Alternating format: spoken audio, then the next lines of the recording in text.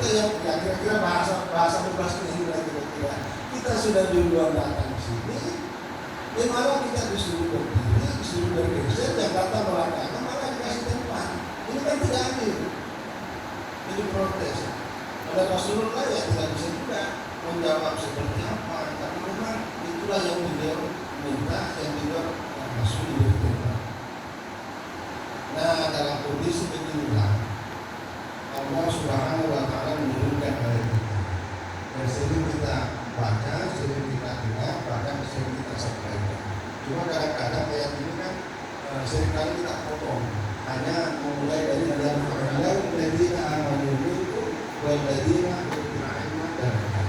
Padahal yang utuhnya adalah ya ayyuhalladzina amanu idza qila lakum tafassahu bil majalis yafsahu yafsahillahu lakum wa idza qila suzu fansuzu yarfa'illahu alladzina amanu minkum walladzina utul ilma darajat. Jadi wahai orang-orang beriman, tidak kita lakukan.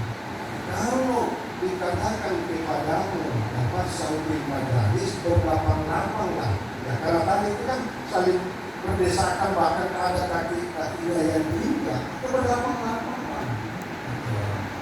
Nah, kalau kamu berlapang-lapang, ya sehingga maka Allah juga akan memberikan kelapangan buat kamu. Nanti pada komentar dan syarah serta tafsir para ulama dan penelitian naskah menyusun ayat ini yang memberi kelapangan dalam banyak hal.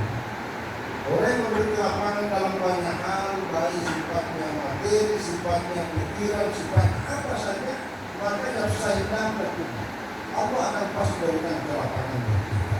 Dan kelapangan terutama dalam lapang dada. Dalam nasyrah laka sorah gitu. Jadi kalau itu yang terjadi, apakah itu suatu iman yang sangat luar biasa? Karena salah satu musibah dan penderitaan manusia ini tidak bisa dilakukan. Itu musibah yang sangat besar. Karena walaupun berada di tempat yang sangat luas, tidak lapang, maka itu menjadi sumber masalah. Nah, ini intinya yang saya sampaikan, wailati dan susu. Inilah katanya dengan sabab musuhnya. Kalau dikatakan kepadamu berdirilah, pansus berdirilah. Karena kita kan tidak mau berdiri, malah protes. Kita kan sudah duluan dulu, sudah bagus. Kok yang datang terlambat, malah disuruh masuk dan diberi tempat yang ditentukan sudah kita. Pansus berdirilah. Nah, maka jawabannya biar fa'alau ladzina amanu minkum walladzina utul ilma darajat.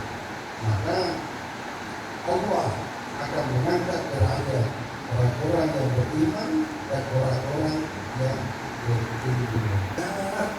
Banyak derajat dan derajat yang sangat tinggi. Pertanyaannya adalah siapa yang datang? Siapa yang diberi perhatian secara khusus oleh Rasulullah SAW sampai yang lain digeser disuruh berdiri dan mereka diberi tempat duduk dengan posisi itu? Siapa? Jawabannya mereka beliau adalah para pahlawan Badar. Kenapa kira-kira? Inilah yang saya mau kita berbagi untuk bisa mengambil pada pelajaran. Kenapa pahlawan Badar? Karena pahlawan Badar ini adalah orang-orang yang sangat berjasa.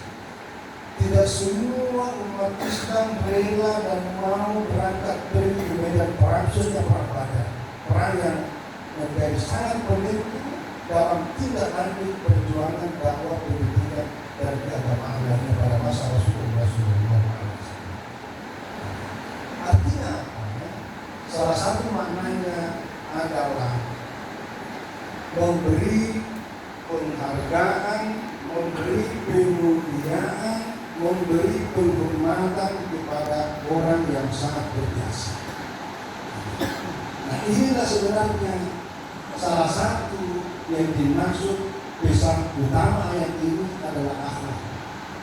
Jadi kalau baca ayat ini, apalagi sampai kita potong yang fa'indahu ladina amanu minkum wal ladina utul ilma darajat, maka kesimpulannya yang sering biasa disampaikan, Allah akan mengangkat derajat orang-orang yang beriman dan orang-orang yang berilmu. Titik. Jadi seolah-olah hanya ada dua kelompok ini yang diangkat derajatnya oleh Allah.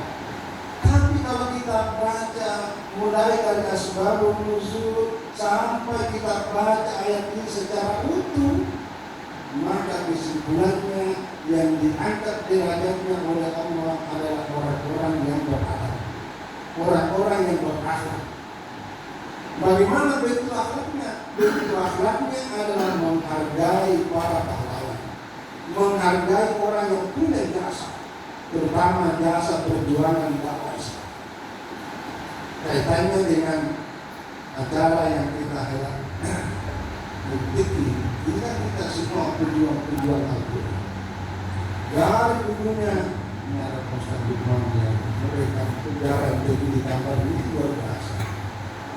Jadi kita tahu siapa pendahulu kita yang meninggalkan kelembagaan, meninggalkan apanya, hanya datang untuk pelaksanaan musyawarah tilawah sebagai bagian dari syiar dan mendakwakan Al-Quran. Bukan hanya sekedar kita baca Al-Quran untuk khatam, kita buka Al-Quran hanya untuk keluarga, tapi kita syiarkan ke berbagai masuklah sampai kita keluarga.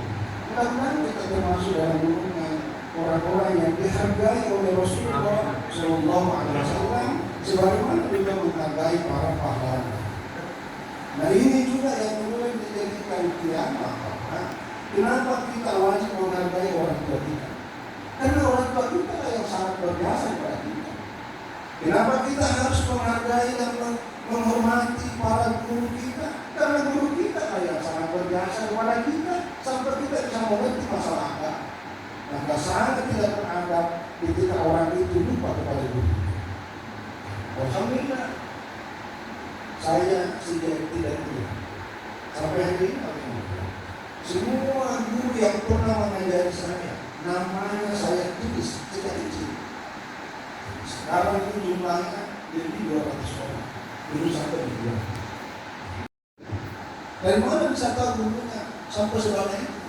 Salah satu kebiasaan Imam Bukhari, kemana pun dia pergi, ya itulah. Jadi satu kebiasaan ulama terdahulu itu.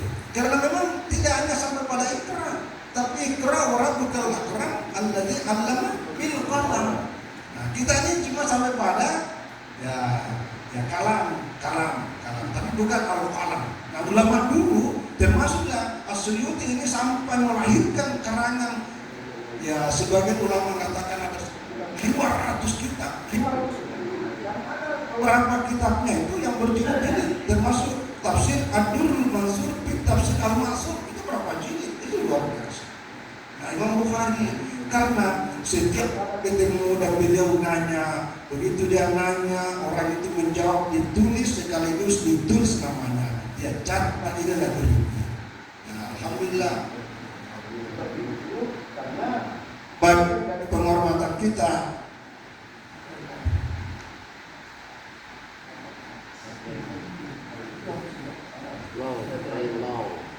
penghargaan dari guru kita yang sangat berjasa itu kita sudah catat, maka setiap kita selesai sholat minimal kita bacakan Al-Fatihah kepada guru kita. Jangan dilupa sama sekali, karena semakin banyak kita mendoakan apa yang tertulis, tapi juga penting memahami sejarah, kondisi sosial, budaya dan politik pada masa ayat itu diturunkan. Karena itulah kita tahu, rupanya inilah yang menyebabkan sehingga Allah Subhanahu wa Ta'ala berfirman seperti ini.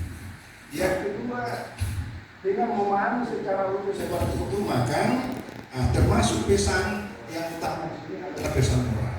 Karena orang yang beriman, orang yang berilmu tapi tidak berakhlak, itu derajatnya tidak akan diangkat. Karena dianggap lebih kurang aja. Karena dia lebih tahu, malah dia lebih parah. Jadi sekali lagi, akhlak, iman dan ilmu adalah satu paket yang tidak terpisahkan.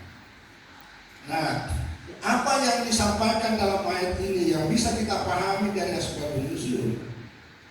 Ada satu praktek